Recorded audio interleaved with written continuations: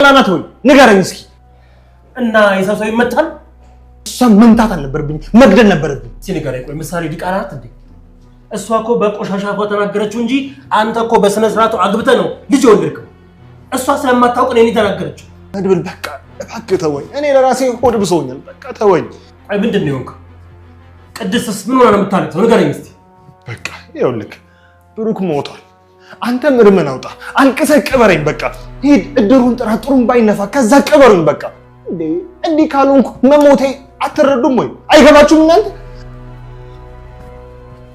ብሩክ ይስተኛ አይደለም ምንድነው እንደዚህ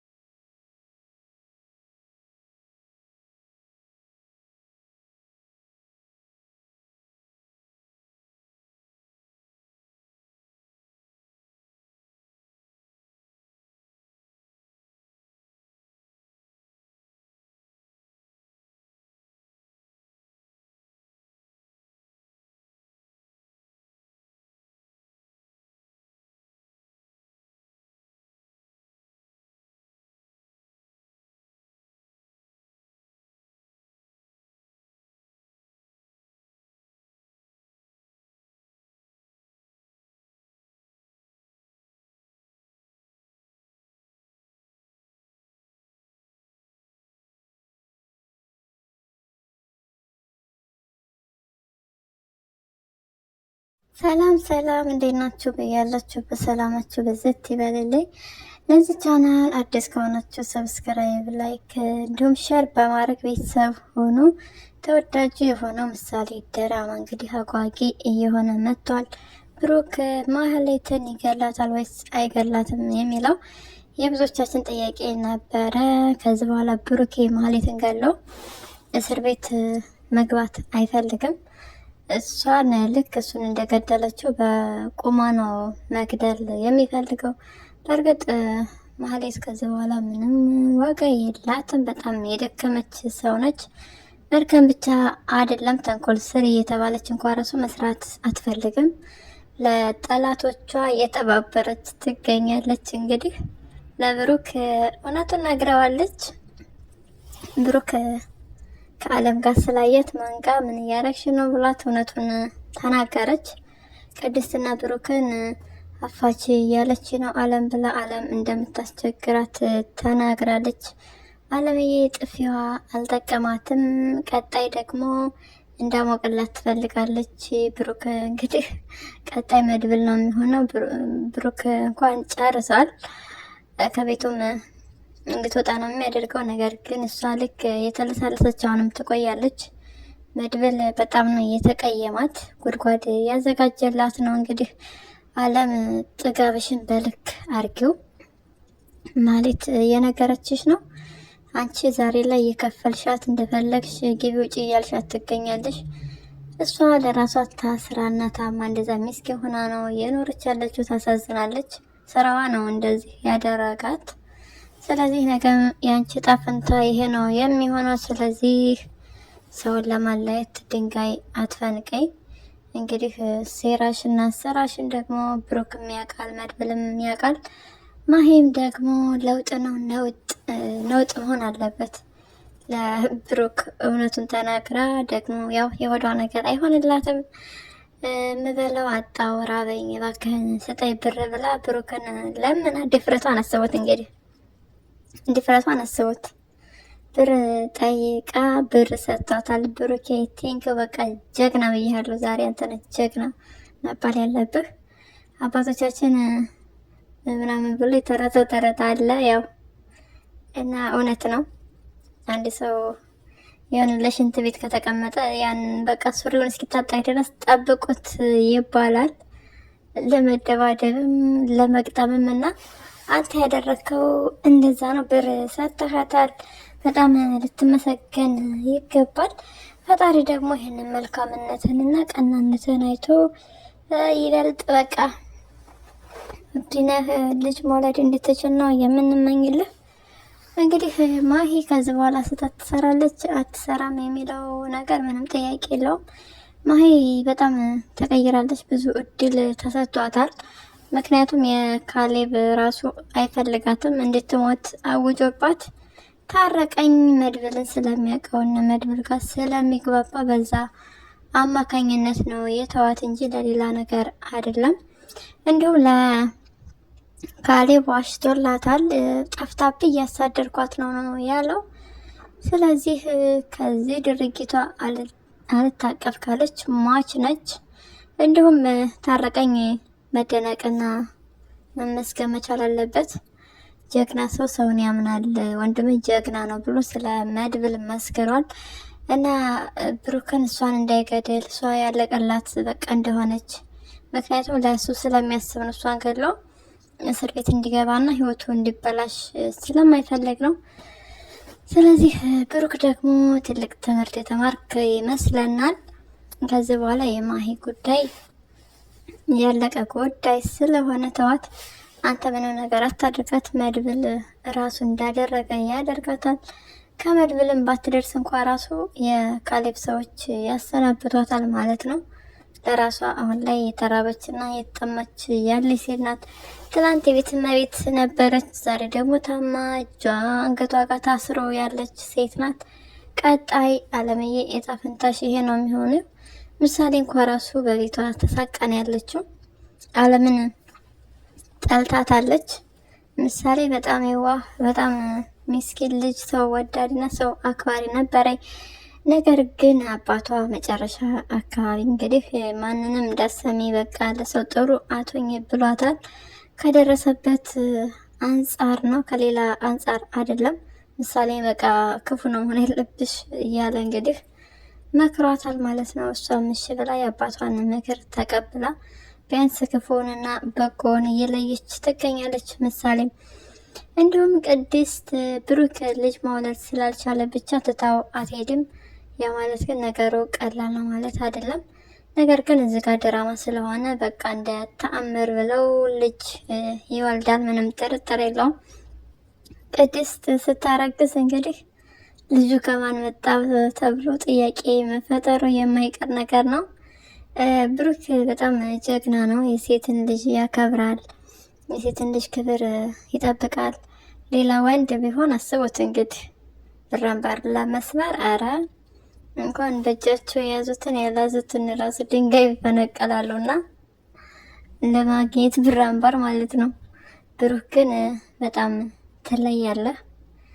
ቅድስት እንዲታገባ የሚፈልገው ከነ ክብሯ ነው፣ ይወዳታል። እሷም እንደምታፈቅረው እየነገረችው ነው። ነገር ግን ደግሞ እሷ ልጅ ሳትወልድ እንድትኖር አይፈልግም። ስለዚህ ለእሷ ከማሰቡ አንጻር ነው። ብሩኬ ጋር መቀጠል አለባት ቅድስት ወይስ መቀጠል የለባትም?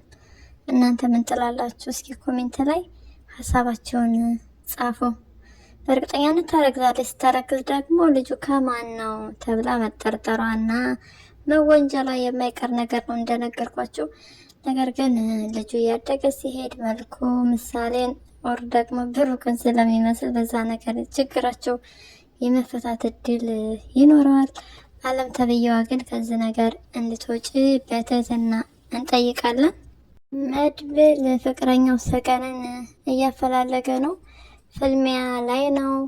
ሰገንን ለማግኘት እንዳልሞተች ውስጡ ያውቃል። ስለዚህ ሰገን በቀጣይ ወደዚህ ድራማ እንደምትመጣ ተስፋ እናደርጋለን። ከሰገን ውጭ እንግዲህ ጀግናው መድብል ሴት ባይኔ በልቤ ልትሞላ አልቻለችም፣ የኔ ሰገንና ሰገን ብቻ ነች እያለች ነው። ስለዚህ እባካችሁን በእግር በፈረስ ብላችሁ ሰገንን ወደ ጀግናው መድብል ቀላቅሎልንና ራሱ እየዘፈነ ራሱን ይዳር። ለማጨብ እኛ ያለን ችግር የለውም። ያው ለድምጽ ግን እሱ ነው። እሱ ራሱ ዘፋኝ ስለሆነ ራሱ ይዘፍናል፣ ይዘፍንላታል ለሚስቱ። ማስቡት እንግዲህ በጣም ነው ደስ የሚለው። የብሩኬ ሰርግ ሳስበው እኔ በጣም ነው የምጓጓው። በቃ ለማየት ቀን ሁሉ ነው መቁጠር የሚቀረኝ። ስለዚህ ሰገንዬ ወደዚህ ድራማ እንድትመጪ ጥሪያችንን እናስተላልፋለን። በደስታ ነው የምንቀበልሽ ዳጣችን፣ የድራማው ድምቀት ዳጣ ድጥጥጥ እያለ ያናደዳት ነው መድብል። እንግዲህ ዳጣን ቤተሰቦቿን ስላገኘች በጣም ደስተኛ ነች። ለነ ሞገስ መንገር ትፈልጋለች እናትና አባቷን እንዳገኘች። ሞጌ ባለ ውለታዋ ነው ለዳጣ እንግዲህ በብዙ ነገር ውለታ ውሎላታል። ነገር ግን ከማህሌት ጋር በሚማግጥ ሰዓት እሷ ስታቅ ለብሩክ ነው የነገረችው። ምክንያቱም ብሩክ የመጀመሪያ ቀን ተናዶ ተበሳጭቶ ከቤት ወጥቶ መንገድ ላይ ስታገኘው ያኔ በትህትና አናግሯታል። ያው ንዴቱ እንዳለን ቢሆን ብር ስትጠይቀው ያለውን ከኪሷ ወጥቶ ሰጥቶ ከዛ ደግሞ ከቤቱ አስጠግቶ እንግዲህ እንደ ቤተሰብ አድርጎ ከነ ሞገስ ጋርም ከነ ቅድስ ጋር እንድትታወቅ ቤተሰብ እንድትሆን ያደረጋት ለዚያ በቃት ብሩክ ነው። ብሩኬ ትለያለህ፣ እናመሰግንሃለን። ጀግንነትን እና የልብን ቅንነት አይቶ ነው እንግዲህ ደግሞ ፈጣሪ ልጅ ምሳሌን ሰላም እንድትሆንና ከዛ ሀሳብ ጭንቀት እንድትወጣ ያደረገ ይሄ በጣም ትልቅ ነገር ነው። ከብዙ ስቃይ ከብዙ መከራ በኋላ ደስታም አለ። ምንም እንኳን ካሌብ የሚባል ሰውዬ ባያስተኛቸውም ካሌብ ያው ብሩክን አግቶት ነበረ። ያግቶ ምሳሌን አሳክሞ ከመጣ በኋላ ነው እንግዲህ እኛ ጋር ትሰራለህ ተብሎ ተስማምቶ እሺ ብሎ ነበር። ብሩክ ብር የሚፈልገውን ያህል ተሰጥቶት ልጁን እንዲያሳክምና እንዲሁም አደገኛ እጽ ወደ ውጭ ይዞ እንዲሄድ ተደርጎ ነበረ። በሱም ምክንያት ነው የተጣሉት። የሰጡትን እቃ ወደ ቆሻሻ ውስጥ ነው የጣለው። ይከታተሉት ነበር ኤርፖርት ውስጥ የተከታተሉት እነሱ ሲጥለው ቆሻሻ ውስጥ አይተዋል። የዝና ሰዎች ማለት ነው፣ የዝና ሰዎችና የካሌብ ሰዎች። ነገር ግን እሱን ኤርፖርት ለማስያዝ ምናምን ብዙ ነገር አረገች ማሂ፣ አልተሳካላትም። በጎን ደግሞ ዳጣና ሞገስ ራይድ ኮንትራት የያዙ ሞገስ ንብረቱን ተዘርፎ ነበረ፣ ምንም አልነበረው። ነገር ግን ራይድ እየያዘ እንግዲህ ማህሌትን ጉድ ነው የሰራት ማለት ነው። በጣም ይችላል ሞጌ፣ እውነት ራሱን ሸፍኖ ራይድ እንግዲህ ስትፈልግ ማህሌት ራሱ ሞገስ ነበረ እንደዛ አድርጎ የያዛት። ሞገስ በጣም ትችላለህ፣ በጣም ትልቅ በቃ ትልቅ የሚባል ውለታ ውለሃል ለብሩክ። ማሂን ባትይዝለት ኖሮ በዛ ሰዓት እና ብሩክ የሚሄዳቸው እድል ሰፊ ነበረ። እንዲሁም የምሳሌ ጤና ሁኔታም ትልቅ ስጋት ውስጥ ይከተው ነበረ። እንዲሁም ለመታሰር ሁሉ ያበቃው ነበር። ምክንያቱም እዛ ጋር ሲጥል የታየው እቃ ማንም ሰው ሊያምነው አይችልም። በዛ ነገር ሁሉ ያሳስሩት እና ታስይዘው ነበረ። ነገር ግን አልተሳካላትም። እንግዲህ በዛ ጊዜ ኤፍራታም ተባባሪ ነበረች። ኤፍራታ አሁን ላይ ለነ ብሩክ ወገን ሆናለች። ለነ ሞገስም እንደዛው ፋሚሊ ነው የሆነችው ማለት ነው። እና በዛ ጊዜ ዳጣ በጣም ተናዳና በጣም ተቆርቁራ እንዴት ነው ሞገስ የሚባል ጓደኛ ብሩክ ላይ ነገር የሚያደርግ ብላ ለብሩኬ ነግረው ነበረ። ብሩክን አረጋግታ አሳመና ስለነበር የነገረችው። ደግሞ ሞገስ በጣም ተጸጽቶ በጣም አፍሮ ስለነበረ ራሱ ለብሩክ ነገረው። ብሩክም እንግዲህ የተገናኙበት ካፌ ውስጥ ደቁሶት የተተለተለ ስጋት መስሎት ነበረ የሄደው ማለት ነው። ነገር ግን በዛ ሳይቀየም ሞገስም ደበደብከኝ ብሎ አልተቀየመም። ብሩክም ያው ምንም አማራጭ ስላልነበረው አብሮ አደገው ጓደኛው ነው። በማህሌት ምክንያት ተቆራርጦ መቅረት አልፈለገም። እንግዲህ ይቅርታ ተባብለው በብዙ ውጣ ውረድ ውስጥ እየተደጋገፉ ኑረዋል። በጣም የሚደነቅ ነገር ነው። ስለዚህ ዳጣዬ በቶሎ አጊተሽ ሞጌንና ሉላን ይዘሽልን ነይ። የሉላ ልጅ መወለድ መቻል አለባት። እንግዲህ ሲሆን ሁለተኛ መውለጃቸው ነው። ከዚ በለዚህ አንደኛዋ ተወልዳ የምናይበት ጊዜ ነው ማለት ነው። እና ቤተሰቦች እንድታስተዋወቂው ባለውለታሽ እሱ እንደሆነ ቤተሰቦች ጋር ቤተሰብ ልታረቂው ይገባል። ያ ማለት ግን እማዬ ማርታ ስላላወቀች ጥንቃቄ እንዳይጎድለው ያው አንቺ ደስ ሲልሽ ጭቤ ትረግጫለሽ። ጥንቃቄ እንድታደርጊ ዳጣዬ፣ ጥንቃቄዋ እንዳትረሳ። ያው የሆነ ነገር ተናግረሽ የሆነ ነገር ማስረሳት ትችይበታለሽ። ነገር ግን ደግሞ ጥንቃቄ ይበልጥ አሪፍ ነው ብለን እናስባለን። ቅድስት ደግሞ ይነገራትና የዓለም ሴራ በሚገባት ቋንቋ እንግዲህ ማላምንም ምናምን ማለቷ አይቀርም።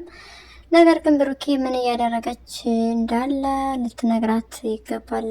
ቅድስት የምታውቀውን ነገር በእርግጥ ራሷ ስትወላፍት ተይዛለች፣ ታውቃለች።